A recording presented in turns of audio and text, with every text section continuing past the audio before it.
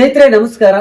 Daily ಮಾಧ್ಯಮದ ವಿಶೇಷ ಸಂಚಿಕೆಗೆ ನಿಮ್ಗೆಲ್ಲ ಮತ್ತೊಮ್ಮೆ ಆತ್ಮೀಯ ಸ್ವಾಗತ. ನಾನು ಅಶೋಕ್ ದಾವಣಗೆರೆ. ನಿಮ್ಗೆಲ್ಲ ಗೊತ್ತು, ನಮ್ಮ ಡೈಲಿ ಮಾಧ್ಯಮದ ಎಲ್ಲ ಸಂದರ್ಶನಗಳನ್ನು ಕೂಡ ನೀವು ನೋಡ್ತಾ ಇದ್ದೀರಿ. ಬಹಳ ಅದ್ಭುತವಾದಂತಹ ರೆಸ್ಪಾನ್ಸ್ ನಿಮ್ ಕಡೆಯಿಂದ ಸಿಗ್ತಾ ಇದೆ, ಬಹಳ ಖುಷಿ ಕೊಡ್ತಾ ಇದೆ. ಸೊ ಇವತ್ತು ನಮ್ಮ ಜೊತೆ ಮತ್ತೊಬ್ಬರು ರಂಗಭೂಮಿಯ ದಿಗ್ಗಜ ಮಾಸ್ಟರ್ ಹಿರಣ್ಣಯ್ಯ ಅವರ ಪುತ್ರ ಬಾಬು ಹಿರಣ್ಣಯ್ಯ ಸರ್ ನಮ್ಮ ಜೊತೆ ಇದ್ದಾರೆ. ಸರ್ ನಮಸ್ತೆ.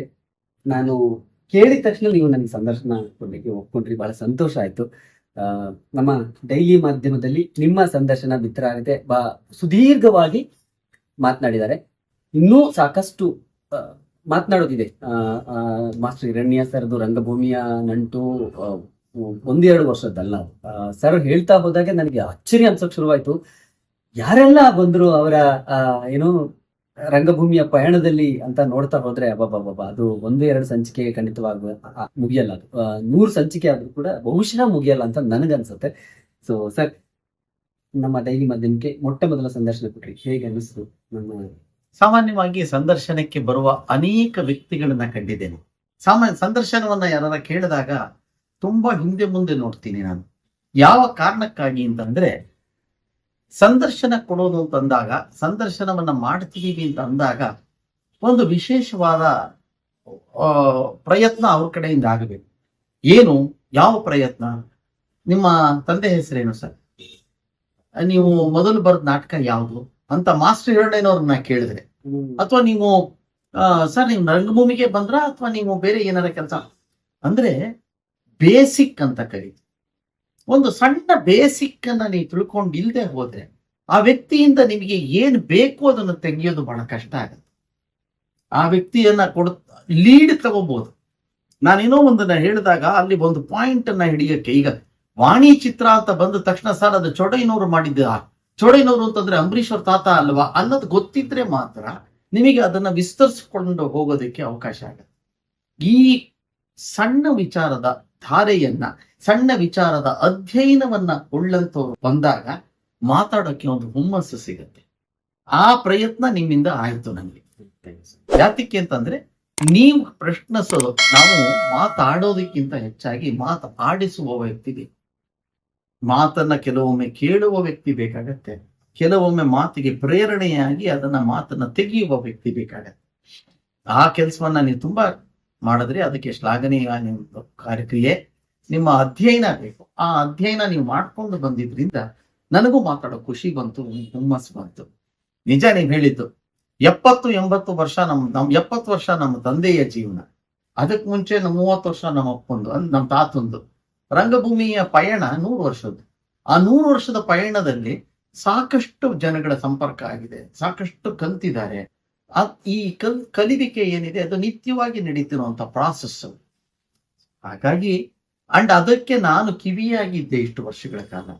70 ದಶಕದ ನಂತರದಲ್ಲಿ ನಾನು ಅನುಭವಿಯಾದೆ.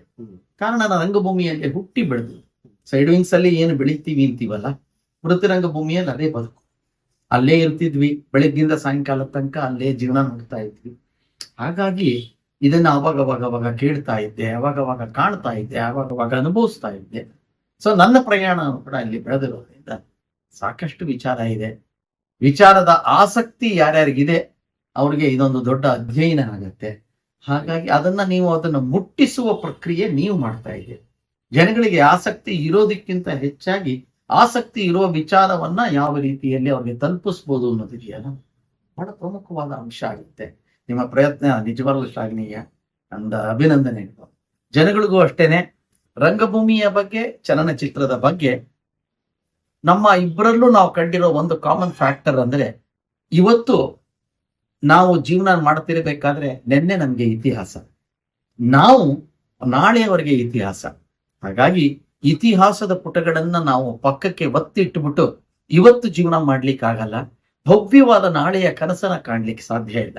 ಹಾಗಾಗಿ ಇತಿಹಾಸವನ್ನ ಗೌರವಿಸ್ಬೇಕು, ಮುಂದಿನದಕ್ಕೆ ನಾವು ಸಿದ್ಧತೆ ಮಾಡ್ಕೋಬೇಕು. ಅದಕ್ಕೆ ಇವತ್ತಿನ ನಮ್ಮ ಪಯಣವನ್ನ ನಾವು ಬಳಸ್ಕೋಬೇಕು. ಅದನ್ನ ನಾವು ಇವರು ಎಲ್ಲ ಸೇರಿ ರಂಗಭೂಮಿಯ ವಿಚಾರದಲ್ಲಿ ಮಾಡ್ತಾ ಇದ್ದೀವಿ, ಚಲನಚಿತ್ರ ರಂಗದ ವಿಚಾರದಲ್ಲಿ ಮಾಡ್ತಾ ಇದ್ದೀವಿ. ನಿಮ್ಮ ಪ್ರೋತ್ಸಾಹ ಇವ್ರಿಗೂ ಇರ್ಲಿ, ನನಗೂ ಇರ್ಲಿ. ನಮಸ್ಕಾರ. Thank you sir. ನಿಮ್ಮ ಸಹಕಾರಕ್ಕೆ ತುಂಬಾ ಧನ್ಯವಾದಗಳು. ಸರ್ ಹೇಳಿದಾಗೆ, ನಾವು ಒಳ್ಳೆ ಭವಿಷ್ಯವನ್ನ ನಿರ್ಮಾಣ ಮಾಡ್ಬೇಕು ಅಂದ್ರೆ ನಮ್ಗೆ ಒಂದು ಇತಿಹಾಸ ಗೊತ್ತಿಲ್ಲ. ಇತಿಹಾಸ ಗೊತ್ತಿಲ್ಲ ಅಂದ್ರೆ ಭವಿಷ್ಯವನ್ನು ನಿರ್ಮಾಣ ಮಾಡೋದಕ್ಕೆ ಸಾಧ್ಯ ಇಲ್ಲ ಅಂತ ಹಿರಿಯರು ಹೇಳ್ತಾರೆ. ಸೊ ಅದನ್ನ ನಾನು ನಂಬಿದ್ದೀನಿ. ತುಂಬಾ ಥ್ಯಾಂಕ್ ಯು. ಸೊ ಈ ಸಂಚಿಕೆ ಈಗ ಆರಂಭ ಆಗಿದೆ. ಮುಂದಿನ ದಿನಗಳಲ್ಲಿ ಇದನ್ನ ಇನ್ನೂ ತುಂಬಾ ಲಾಂಗ್, ತುಂಬಾ ದೊಡ್ಡ ಮಟ್ಟಕ್ಕೆ ತಗೊಂಡು ಹೋಗ್ತೀನಿ. ಯಾಕಂದ್ರೆ ಸರ್ ಇನ್ನು ಅವರ ಜರ್ನಿಯವರೆಗೂ ಬಂದಿಲ್ಲ. ಇನ್ನು ಮಾಸ್ಟರ್ ಹಿರಣ್ಯಯ್ಯ ಸರ್ ಮತ್ತೆ ಅವರ ತಂದೆ ಹಿರಣ್ಯಯ್ಯ ಅವರ ವಿಚಾರಗಳನ್ನ ಕೇವಲ ಒಂದು ಟ್ರೈಲರ್, ನಾವು ಸಿನಿಮಾ ಭಾಷೆಯಲ್ಲಿ ಹೇಳಿದ್ರೆ ಟ್ರೈಲರ್ ಅಥವಾ ಪ್ರೋಮೋ ರೀತಿಯಲ್ಲಿ ಇವತ್ತು ಮಾತಾಡಿದ್ದಾರೆ. ಅದು ಮುಗಿಯುವಂಥದ್ದಲ್ಲ ಅಂತ ನಾನು ಅವಾಗ ಹೇಳಿದೆ.